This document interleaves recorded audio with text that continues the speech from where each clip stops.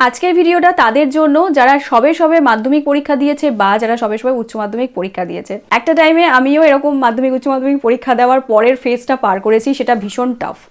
তো আজকে আমরা জানবো যে আমরা ক্যারিয়ার প্ল্যানিংটা কি করে করতে পারি। আমাদের দেশে ক্যারিয়ার প্ল্যানিং করার জন্য কিন্তু সেই রকম জায়গা নেই যেখানে কাউন্সেলিং করানো হয় বা খুব ভালো করে ক্যারিয়ার প্ল্যানিং করা হয়, এবং যে সমস্ত জায়গাগুলো বা প্রতিষ্ঠানগুলো রয়েছে সেগুলো ভীষণ কস্টলি, মধ্যবিত্ত বা নিম্ন মধ্যবিত্তের সাধ্যের বা আয়ত্তের বাইরে।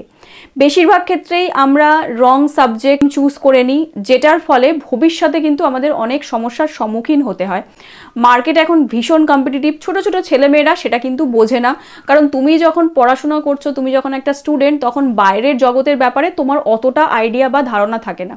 আর আমি আমার চাকরির জগতে গিয়ে যেটা ফেস করেছি সেটা হচ্ছে আমরা বইতে যেটা পড়ি আর চাকরির ক্ষেত্রে গিয়ে যেটা অ্যাপ্লাই করি, দুটোর মধ্যে কিন্তু আকাশ পাতাল তফাৎ। মানে ধরে নাও তুমি বইতে যেটা পড়ছো তার 1%ও চাকরির ক্ষেত্রে অ্যাপ্লাই হয় না, কাজটা অন্যরকমভাবে হয় আর আমাদেরকে পড়ানো হয় অন্যরকমভাবে। এটাই হয়তো আমাদের দেশের শিক্ষা ব্যবস্থার সবথেকে বড় একটা খামতি বা বলতে পারো সবথেকে বড় একটা সমস্যা, যেখানে প্র্যাকটিক্যাল জিনিসপত্র আমাদেরকে খুব কম শেখানো হয় এবং চাকরির ক্ষেত্রে গিয়ে আমাদেরকে বুলি হতে হয়, হ্যারাস হতে হয়, কাজকর্ম আমরা ভালো করে করতে পারি না, অনেকের কিন্তু চাকরি চলে যায়। এখনকার কম্পিটিটিভ যুগে প্রত্যেকটা ছেলে মেয়েই চায় যে নিজের পায়ে দাঁড়াবো, ভালো রোজগার করব, ফ্যামিলির পাশে দাঁড়াবো। সেই ক্ষেত্রে যখন তুমি কোনো ভুল সাবজেক্ট চুজ করছো বা ভুল স্ট্রিম চুজ করছো, ভবিষ্যতে তুমি অনেক সমস্যার সম্মুখীন হতে পারো। তো আজকে আমি তাদের জন্য এই ভিডিওটা নিয়ে এসেছি যারা ক্লাস 10 বা 12 দিয়েছে, যে কি করে আমি ক্যারিয়ার প্ল্যানিংটা করতে পারি। সবার প্রথম যে জিনিসটা তোমার মাথায় রাখতে হবে, মাধ্যমিক আর উচ্চ মাধ্যমিক পরীক্ষা দেওয়ার পরে পাড়ার এমন কিছু কাকু কাকিমা দাদা দিদিরা থাকে বা আমাদের পরিবারের মধ্যেই এমন কিছু মানুষজন থাকে যারা আমাদেরকে বলে যে তুই ওই সাবজেক্টটা নে, ওটাতে প্রচুর স্কোপ আছে, বা তুই ওই সায়েন্স নিয়ে পড়, সায়েন্স ছাড়া কিছু হয় না। কেউ তোমাকে বলবে যে তুই আর্টস নিয়ে পড়, আর্টসের অমুকটা রয়েছে, কেউ বলবে কমার্স নিয়ে পড়, কমার্সের অমুকটা রয়েছে। কিন্তু সবার প্রথমে তোমাকে মনস্থির করতে হবে যে আমি কোন সাবজেক্টটাতে কমফোর্টেবল। সায়েন্স নিয়ে পড়তে সবারই ভালো লাগে, কিন্তু তুমি কি সায়েন্সটা পারবে? কারণ ক্লাস 10-এর পরে 11-12-এর যে সায়েন্সের সাবজেক্টগুলো রয়েছে সেগুলো বিস্তর ফারাক রয়েছে, মানে তুমি কোনো কিছুই মিল খুঁজে পাবে না। এবং আমার সময় এরকম হয়েছিল যে আমাদের সেই সময়কার ক্লাসের যে টপ করতো, সে যখন 11-এ সায়েন্স নিয়েছিল, সে 12-এ তার ব্যাক এসেছিল, এবং একবার নয় পরপর 3বার তার ব্যাক এসেছিল। মানে আমরা 12 পাস করার পরে যখন আমরা সেকেন্ড ইয়ারে পড়ছি তখন সে 12 পাস করেছিল এবং সে যথেষ্ট ভালো ছিল পড়াশোনায়, কিন্তু যে সাবজেক্টটা সে নিয়েছিল সেই সাবজেক্টটা কিন্তু তার জন্য ছিল না। তাই আবেগের বশে তুমি মাধ্যমিকে হয়তো 70-80 পেয়েছো ম্যাথামেটিক্সে বা ফিজিক্সে, তাই বলে তুমি ফিজিক্স নিয়ে পড়তে চলে গেলে সেটা কিন্তু করলে হবে না। তোমাকে জানতে হবে যে 11-12-এর সিলেবাসটা কী আছে। তাই সবার প্রথমে তোমাকে বুঝে নিতে হবে যে আমার কতটা ক্যাপাসিটি আছে। আমাকে অমুক লোকটা ওইটা বললো, অমুক ছেলেটা ওইটা বললো, অমুক মেয়েটা ওইটা বললো, তার ওপর বেস করে আমি আমার ক্যারিয়ারের ডিসিশন নেব, এটা একদমই নেওয়া উচিত নয়। এরপরে সেই সাবজেক্টটা নিয়ে কিন্তু তোমাকে যথেষ্ট রিসার্চ করতে হবে। মানে তুমি ধরো, আমি যদি আমার কমার্স লাইনের কথা বলি, আমি কস্ট অ্যাকাউন্টেন্ট, তো আমি কমার্সের কথাই বলবো, ওটাই আমি জানি।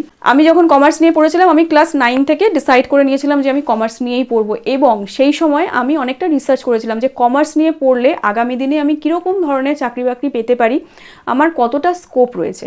ধরো তুমি আর্টস নিয়ে পড়ছো, তো ধরো তুমি জিওগ্রাফি নিয়ে পড়তে চাও, তো তোমাকে সবার প্রথম দেখতে হবে 11-12-এর জিওগ্রাফির সিলেবাসটা কীরকম, তুমি কি সেটা পারবে, সেটা নিয়ে তোমাকে রিসার্চ করতে হবে। তারপরে 12-এর পরে আমাদের পশ্চিমবঙ্গে কোন কোন ভালো কলেজ রয়েছে জিওগ্রাফির উপর, যেখান থেকে পড়লে তুমি আগামী দিনে এগোতে পারবে, সেটা তোমাকে দেখতে হবে। আর এগুলো সব কিছুই কিন্তু ক্লাস 10-এর পরেই করতে হবে। এছাড়াও তোমাকে দেখতে হবে যে জিওগ্রাফি নিয়ে পড়ার পরে আমি কি রকম কাজ পেতে পারি, আদৌ কি মার্কেটে জিওগ্রাফি নিয়ে পড়ার পরে কাজ আছে। একটা আধটা ইউটিউব ভিডিও দেখলে হবে না, তোমাকে গুগলে গিয়ে সার্চ করতে হবে, যারা জিওগ্রাফির টিচার তাদের সাথে কথা বলতে হবে, বা তোমাকে সব সময় দেখতে হবে যে যারা ক্যারিয়ার কাউন্সেলিং অনলাইনে করায় তারা কীরকমভাবে বলছে এবং এর কত স্কোপ রয়েছে। এখানে একটা জিনিস মাথায় রেখো যে একটা সাবজেক্টের ওপরেই একদম রিলাই করলে হবে না, তোমাকে 2-3টে অপশন চুজ করে রাখতে হবে। ধরো হয়তো তুমি জিওগ্রাফি নিয়ে পড়তে চাইছো, কিন্তু তুমি যে নাম্বারটা পেলে সেটা পরে তুমি 11-এ জিওগ্রাফিতে চান্স পেলে না, তাহলে তোমাকে একটা সেকেন্ড অপশনও চুজ করে রাখতে হবে। এবং দেখতে হবে যে মার্কেটে তার ডিমান্ড কতটা রয়েছে। প্রচুর ছেলেমেয়ে ভুলভাল সাবজেক্ট নিয়ে পড়ার পরে কিন্তু কোনো স্কোপ পায় না, এবং তারপরে তাদেরকে মানে বাকি জীবনটা খুব কষ্টের সঙ্গে কাটাতে হয়, কারণ পড়াশোনার জগৎ আর ক্যারিয়ারের লাইফটা না পুরোপুরি আলাদা। ওখানে মানে প্রচুর পলিটিক্স হয়, সেখানে তুমি নিজেকে টিকিয়ে রাখতে গেলে যথেষ্ট লড়াই করে সংগ্রাম করে জীবনে এগোতে হয়। আমার এটা পার্সোনাল এক্সপিরিয়েন্স থেকে আমি তোমাদেরকে বলছি। এরপরে আসি খরচা। তুমি যে সাবজেক্টটা নিয়ে পড়তে চাইছো সেটা যদি ভীষণ এক্সপেন্সিভ হয় তাহলে সেটা নিয়ে আগামী দিনে এগোনো একটা সমস্যার ব্যাপার হতে পারে। তাই তোমাকে সাবজেক্ট চুজ করার সাথে সাথে নিজের ফ্যামিলির আর্থিক দিকটাকেও কিন্তু দেখতে হবে। অনেকে আছে যারা মনে করে 11টা দেবো 12টা দেবো তারপরে অন্য কিছু নিয়ে ভাববো, এটা করা একদমই ভুল। এই সময়ে তুমি কিন্তু ছোট ছোট জায়গায় ইন্টারভিউজ দিতে পারো। কীরকম ধরনের? এই সময় কিন্তু তুমি কম্পিটিটিভ এক্সামের জন্য প্রিপারেশন নিতে পারো। সেটা কীরকমভাবে করা যায়? ধরো তুমি 11-এ ভর্তি হয়েছো, 8 পাস বা 10 পাসের যোগ্যতার যে সমস্ত সরকারি চাকরির পরীক্ষাগুলো রয়েছে, গ্রুপ ডির পরীক্ষার যে ফর্মগুলো বেরোয় সেই ফর্মগুলো ফিল আপ করে তুমি দিতে পারো। গ্রুপ ডির সরকারি চাকরির পরীক্ষার যে ফর্মগুলো বেরোচ্ছে সেখানে ওরা যে মানে যে কোয়েশ্চেনগুলো হয় যে সাবজেক্টের উপর বেস করে, সেটা 10 স্ট্যান্ডার্ডের ওপরেই হয়। মানে ক্লাস 10 পর্যন্ত তুমি যে জিকে পড়েছো বা ম্যাথামেটিক্স পড়েছো বা ইংলিশ পড়েছো তার উপরেই বেস করে মোটামুটি কোয়েশ্চেন আসে। তাই আমি বলবো শুধুমাত্র বইয়ের মধ্যে গ্রন্থকিট না হয়ে সারাক্ষণ শুধু আমাকে 11-12 ভালো করে পড়াশোনা করে পাশ করতে হবে, গ্র্যাজুয়েশন করতে হবে, এইটা না ভেবে প্রথম থেকেই নিজের পায়ে দাঁড়ানোর একটা স্ট্রং মেন্টালিটি নিয়ে তোমার এগোনো উচিত। মানে 11-এ উঠে পড়া বা নিজের পড়ার সাথে সাথেই তুমি এইরকম সরকারি চাকরির পরীক্ষার ফর্মগুলো একটা আধটা করে তোমার সাধ্যের মধ্যে তুমি যতটা পারবে ফিল আপ করে পরীক্ষা দেওয়া শুরু করো। এবং এই সময়টা পরীক্ষাগুলো দিলে একটা জিনিস তোমার হেল্প হবে, সেটা হচ্ছে তুমি তো অলরেডি মাধ্যমিক পরীক্ষাটা দিয়ে এসেছো কিছুদিন আগেই, তাই তোমাকে বেশি পড়াশোনা করতে হবে না। অল্প একটু পড়াশোনা করলেই কিন্তু তুমি পরীক্ষাগুলো দিতে পারবে। দিতে দিতে যদি তোমার একটা চাকরি লেগে যায় তাহলে কিন্তু তোমার লাইফটা অনেকটা বেটার হয়ে যেতে পারে। এবার আমরা বেসিক্যালি সমস্যা হচ্ছে আমাদের দেশে আমরা না এতটা কম্পিটিটিভভাবে ভাবি না। পরবর্তী যে জিনিসটা নিয়ে আমাদের একটু আলোচনা করা উচিত সেটা হচ্ছে ডাইভার্সিফিকেশন। মানে তুমি ধরো কোনো একটা পার্টিকুলার সাবজেক্ট নিয়ে পড়ছো, তুমি বাংলা নিয়ে পড়ছো, এবার তুমি বাংলা নিয়ে পড়ছো বলে তোমাকে সারাক্ষণ সেই সাবজেক্টের মধ্যেই ঢুকে থাকতে হবে সেটা কিন্তু একেবারেই নয়। তুমি তার সাথে সাথে তোমার যে অন্য জিনিসগুলোতে ইন্টারেস্ট আছে সেগুলোর ক্র্যাশ কোর্স করতে পারো এবং ক্র্যাশ কোর্স করে সেইগুলোতে নিজের স্কিলটাকে একটু ঝালাই করে নিতে পারো।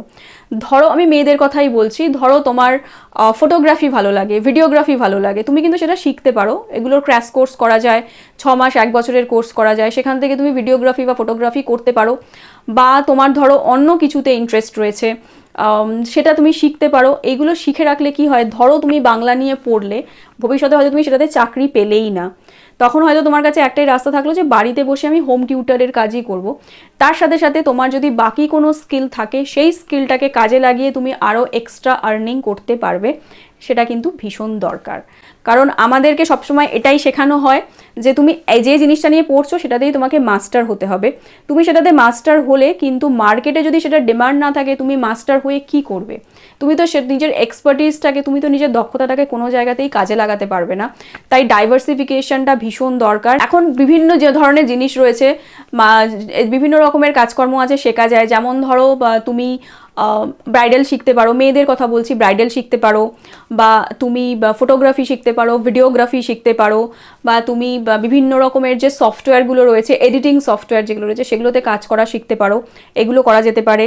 প্লাস যেটা ITI এর যে 6 মাসের ট্রেনিং রয়েছে সেটা করা যেতে পারে। আমার একটা ভাই ITI করে এখন পুনেতে ভালো সার্ভিস করছে, তো এগুলো তুমি করতে পারো, ছেলে মেয়ে সবাই করতে পারে।